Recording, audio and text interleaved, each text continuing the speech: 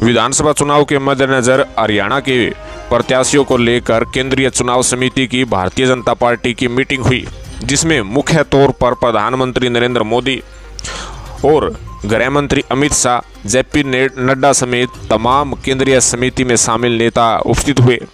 जो हमारे पास खबर लगी है उसके मुताबिक भारतीय जनता पार्टी ने 90 में से 55 सीटों पर सिंगल नाम जो है प्रत्याशियों के तय कर लिए हैं और बाकी सीटों पर डबल नाम है उनका भी जो है अगली मीटिंग में चयन कर लिया जाएगा। जिन 55 सीटों पर भारतीय जनता पार्टी ने अपना सिंगल नाम सुनिश्चित किया है उनकी संभावित प्रत्याशियों की सूची आपके सामने रख रहे हैं कि किस सीट से किस नेता को भारतीय जनता पार्टी चुनाव लड़वा रही है, किस नेता की टिकट कट रही है, अब की बार किस नए चेहरों पर दांव खेल रही है। कहीं ना कहीं भारतीय जनता पार्टी अब की बार आर पार की जंग में है। जो 2014 और 2019 में सत्ता प्राप्त करने के लिए जो नारे हरियाणा में दिए गए थे 70 पार 45 पार, अब की बार भारतीय जनता पार्टी मुकाबला आर पार का नारा देगी। तो कहीं ना कहीं जो प्रत्याशियों की सूची है वो आपके सामने हम रख रहे हैं, ध्यान से देखिएगा किस सीट से किस नेता को भारतीय जनता पार्टी चुनावी मैदान में उतार रही है। आप भी कमेंट करके बताइएगा कि किस नेता को कहां से टिकट देनी चाहिए। पहला नाम आ रहा है पृथला से नैनपाल रावत, जो कि निर्दलीय विधायक थे, भारतीय जनता पार्टी के साथ हैं और बीजेपी टिकट देने को तैयार है। फरीदाबाद एनआईटी की बात करें तो नागेंद्र बढ़ाना का नाम जो है सबसे आगे है। हिसार से सावित्री जिंदल, आपको बता दें कि कमल गुप्ता का पत्ता कटना लगभग तय हो चुका है और हिसार से जो जिला पदाधिकारी है वो भी कमल गुप्ता के खिलाफ खड़े हो चुके हैं, जिसका खामियाजा उन्हें भुगतना पड़ सकता है। डबावाली से आदित्य चौटाला का नाम लगभग फाइनल है। ऐनाबाद से मीनू बेनीवाल, जी हाँ मीनू बेनीवाल अभी से तैयारी में जुटे हुए हैं। रानिया से रणजीत चौटाला, अगर किसी प्रकार से रानिया में कोई गठबंधन नहीं होता है भारतीय जनता पार्टी की लिस्ट में रणजीत चौटाला का नाम शामिल है। मुलाना से राजवीर सिंह का नाम शामिल है, आरक्षित सीट है, पिछली बार भी चुनाव लड़ा था। उकलाना से अनूप दानक जो जेजेपी छोड़कर बीजेपी में जाने को लालवित है और उकलाना से अनूप दानक का नाम लगभग फाइनल सूची में शामिल है, क्योंकि 2014 और 2019 में उस समय अनूप दानक इनेलो और जेजेपी से जीते थे जब बीजेपी की हरियाणा में लहर थी और दोनों बार अच्छे वोटों से जीत दर्ज की। रादौर से श्याम सिंह राणा का नाम फाइनल सूची में शामिल है। आपको पता है कि आईएनएलडी में थे, लेकिन 2019 में जब ये बीजेपी में थे इनकी टिकट काट दी गई थी, जिससे नाराज होकर ये बीजेपी छोड़ गए थे और अब नायब सैनी के कहने पर फिर से ये जो है रादौर सीट पर अपना हक जता रहे हैं। लाडवा से नायब सैनी का नाम फाइनल है, जी हाँ। नीलोखेड़ी से भगवान दास का नाम फाइनल है, नीलोखेड़ी। पानीपत शहर से संजय भाटिया पर मोहर है। संजय भाटिया को लेकर 2 सीटों पर नाम चल रहा है। पानीपत शहर से संजय भाटिया मैदान में उतरते हैं तो कहीं ना कहीं करनाल विधानसभा सीट खाली हो जाती है। अगर करनाल से संजय भाटिया चुनाव लड़ते हैं तो प्रमोद विज जो है पानीपत शहर से चुनाव लड़ेंगे। उम्मीद है कि संजय भाटिया पानीपत शहर या करनाल विधानसभा सीट में से किसी एक सीट पर चुनाव लड़ने जा रहे हैं।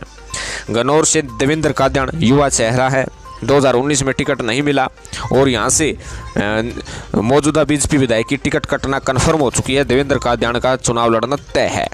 नरवाना की बात करें तो नरवाना से रामनिवास सुरजाखेड़ा का नाम फाइनल है, जेजेपी से विधायक हैं और बीजेपी के अन्य जो है भगत हो चुके हैं और बीजेपी ने गिफ्ट देने को तैयार है। टोहाना से नरेश बंसल का नाम फाइनल सूची में शामिल है, क्योंकि जो बराड़ा जी हैं, सुभाष बराड़ा जी, वो राज्यसभा सांसद है और बीजेपी कोई किसी प्रकार से ऐसी गतिविधि नहीं करना चाहती कि राज्यसभा सीट उनके हाथों से निकल जाए या उपचुनाव हो। और उसके साथ साथ अटेली से आरती राव, जो कि राव इंद्रजीत सिंह की सुपुत्री है, 2014 और 2019 में चुनाव लड़ने का ऐलान किया था, बीजेपी ने टिकट नहीं दी, लेकिन अब की बार प्रेशर पॉलिटिक्स में कहीं ना कहीं आरती राव सेटल होती हुई नजर आ रही है। बादशाहपुर की बात करें तो राव नरबीर सिंह पूर्व में मंत्री रह चुके हैं, 2019 में टिकट नहीं मिला, जिसके कारण भारतीय जनता पार्टी को यहाँ से खामियाजा भुगतना पड़ा, हार का सामना करना पड़ा और यहाँ से निर्दलीय विधायक जीते थे। अब की बार राव नरबीर सिंह का चुनाव लड़ना लगभग फाइनल है। नू की बात करें तो नू से जाकिर हुसैन, जी हाँ जाकिर हुसैन का चुनाव लड़ना लगभग तय है। कालका से लतिका शर्मा का चुनाव लड़ना फाइनलिस्ट है। सोनीपत से मेयर निखिल मैदान का चुनाव लड़ना लगभग फाइनलिस्ट है। सफेदों की बात करें तो सफेदों से मुकाबला अब की बार कड़ा देने के लिए बचन सिंह आर्य पर बीजेपी भरोसा जताती हुई नजर आ रही है। पंचकुला से प्रधानमंत्री नरेंद्र मोदी के खास मित्रों में शामिल और विधानसभा स्पीकर ज्ञानचंद गुप्ता का नाम फाइनल नाम शामिल है। अम्बाला कैंट की बात करें तो पूर्व गृह मंत्री अनिल विज का नाम शामिल है। अम्बाला शहर से मंत्री असीम गोयल पर फिर से भरोसा जता सकती है। जगाधरी से कंवरपाल गुर्जर फिर से मैदान में उतरने के लिए तैयार है। थानेसर से सुभाष सूदा की तैयारी है। कैथल से लीलाराम गुर्जर की तैयारी है। जी हां, कैथल विधानसभा सीट बहुत ही रोचक मुकाबला 2019 में देखने को मिला था। सुरजेवाला की आरोही थी, लीलाराम जीते थे।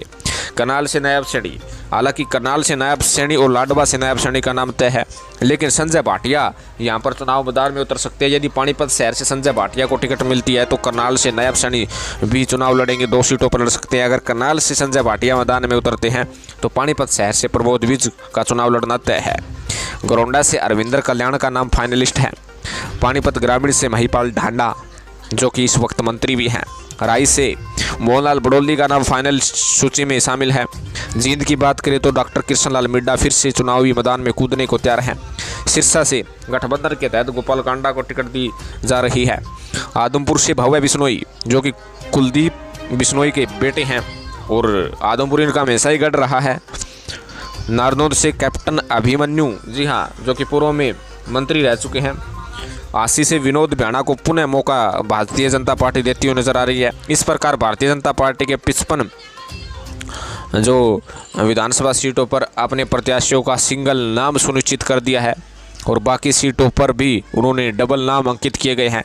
और ये भारतीय जनता पार्टी अपने प्रत्याशियों की सूची एक साथ नहीं जारी करेगी। कभी 20 प्रत्याशियों की, कभी 25 प्रत्याशियों की, तो कभी 30 प्रत्याशियों की अलग अलग जारी करेगी। धीरे धीरे जारी करेगी ताकि किसी प्रकार की कोई बगावत न हो, ताकि किसी प्रकार का कोई मौका विपक्षी पार्टी न ले सके। तो कहीं ना कहीं आपके सामने संभावित प्रत्याशियों की सूची रखी, जो हमारे पास इनपुट निकले उसके मुताबिक आप तक जानकारी पहुंचाने की कोशिश की। आपका क्या कहना है, किस विधानसभा सीट से किस नेता को टिकट देनी चाहिए, कौन सा नेता जीत का असली दावेदार है? कमेंट जरूर कीजिएगा, चैनल को जरूर सब्सक्राइब कीजिएगा। धन्यवाद, जय हिंद।